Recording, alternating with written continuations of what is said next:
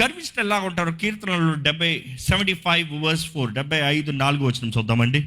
అహంకారులై ఉండకూడని ఉండకుడి అని అహంకారులకు నేను ఆజ్ఞ ఇచ్చుచున్నాను. ఈ మాట ఎలా ఉంటుందంటే, I say to the boastful do not boast, and to the wicked do not lift up your horn. ఏంటి హార్న్ అన్న మాటకి ఏంటి? కొమ్ములు అంటే రే కొమ్ములు మోసేయరా ఆడికి అంటాం కదా డైలాగు. అంటే ఆ మాటకు అర్థం ఏంటి? గొప్పోడైపోయాడు రాడు. ఇంకో మాట అంటాం అంతే, ఏంటి?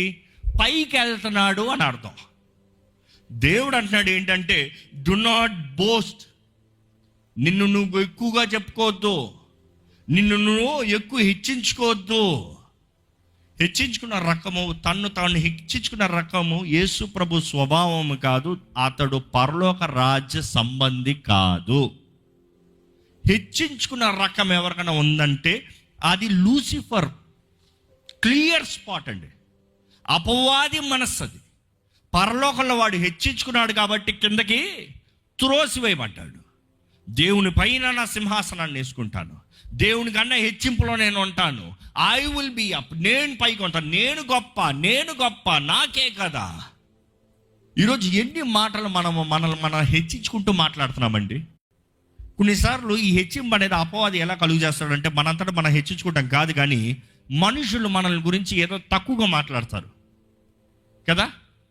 అరే నువ్వేం చేసావు అంటే, నా సంగతి నీకు తెలీదా, నేనేం చేశాను తెలుసా.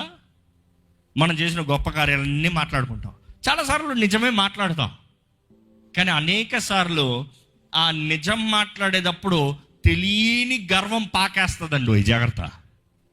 గర్వం ఎప్పుడు చెప్పి రాదంట, అది సైలెంట్గా వస్తుందంట. ఒక్కసారి తిరిగి వస్తా, అరే నేను ఎందుకు అలా మాట్లాడాను, అసలు నేను మాట్లాడకుండా ఉంటే ఏమయ్యింది అది. అనేక సార్లు మనం హెచ్చించుకునేది ఆ ఆపోనెంట్ చూస్తే అసలు ఆ మనిషిని జీవితంలో ఇంకోసారి కలవం, అసలు ఆ మనిషితో పని ఉండదు. ఒక ఉదాహరణకి ఒక సహోదరుడు చెప్తూ వచ్చాడు, అన్న నేను మెట్రో ఎక్కాను, ట్రైన్ ఎక్కాను, ఒక మనిషి చూసి నువ్వేంది ఇలా ఉన్నావు, నువ్వు ఇంతేనా అన్నాడు. సడన్గా నాకు తెలియకుండా నన్ను ఇంతేనా అన్న వెంటనే హర్ట్ అయిపోయాడంట. అందుకని తనలో ఉన్న గొప్పతనం అంతా చెప్పుకుంటూ వచ్చాడంట.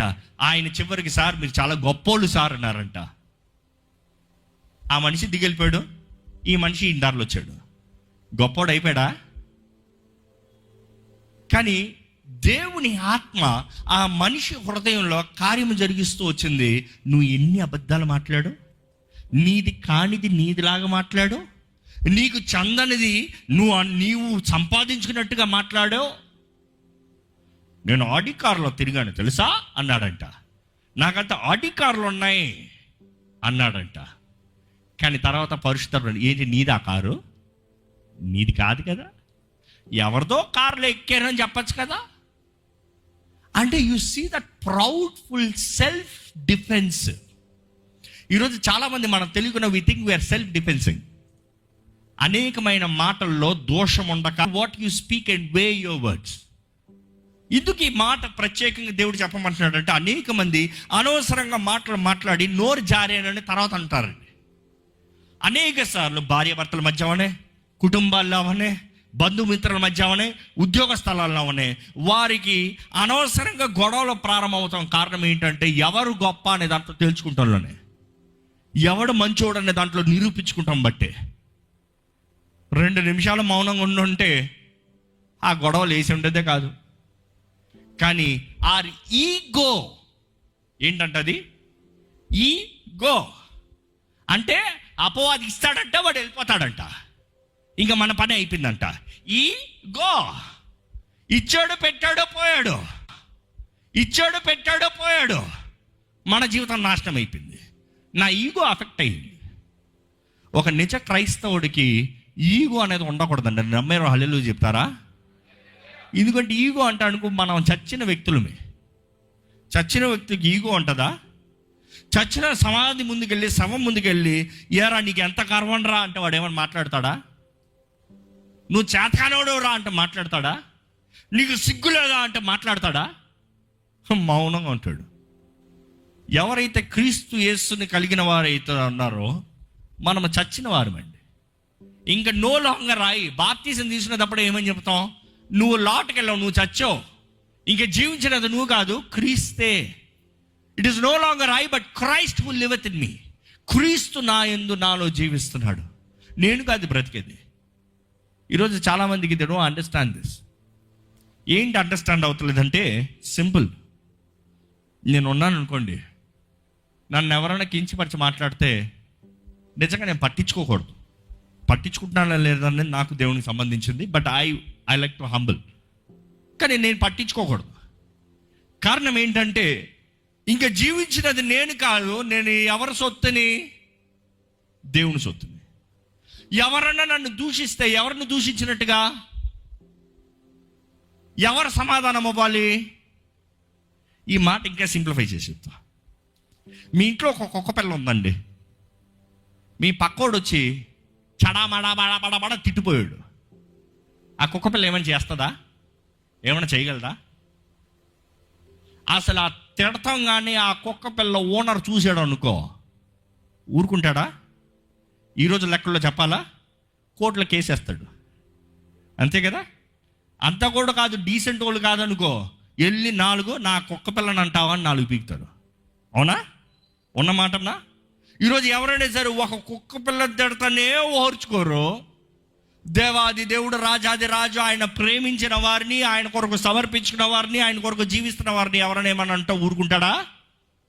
కానీ మనకు ఆ నమ్మకం లేదు కదా. నిజంగా నమ్మితే మనం ఏం చేస్తాం? దేవా అక్కడ చూడాలి.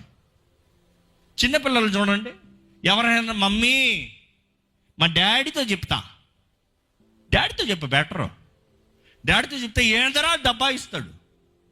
కానీ ఆ చిన్నపిల్లడు నువ్వేందరా అని వెళ్ళాడు అనుకో, చిన్నోడు ఆడు ఏం చేస్తాడు? ఈరోజు ఎంతోమంది అపవాది మనల్ని రెచ్చగొడుతున్నాడు. ఈరోజు ఎంతోమంది రెచ్చిపోతున్నారు.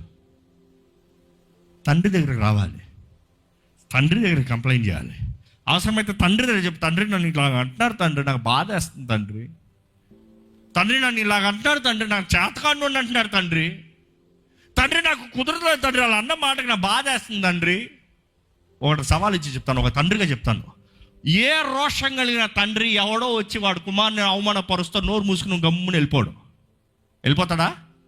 రోషం కలిగిన తండ్రులు చెప్పండి, ఎవడరాది? ఎవడది చూపి. ఈరోజు పరమ తండ్రి మన వైపు ఉన్నాడని నమ్మాలండి. పరమ తండ్రి మన పక్షాన నిలబడతాడని నమ్మాలండి. కానీ అపవాది చేసేది ఏంటంటే, you can defend your self.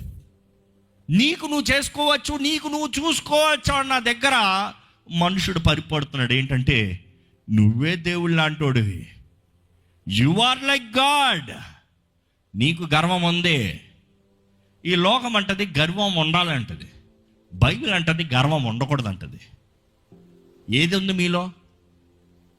గర్వం ఉందంటే మీరు లోక సంబంధులు, బబులోను సంబంధులు. గర్వము లేదంటే మీరు క్రీస్తేసు సంబంధులు, పరలోక రాజ్య సంబంధులు. ఈరోజు simple text, simple context. Do you have pride? గర్వం ఉందా? గర్వం అంటే దేవుడు అంటున్నాడండి, దీనుల్ని హెచ్చించేది ఆయన పని అంట, గర్విష్ఠులను అణక తొక్కేది ఆయన పని అంట.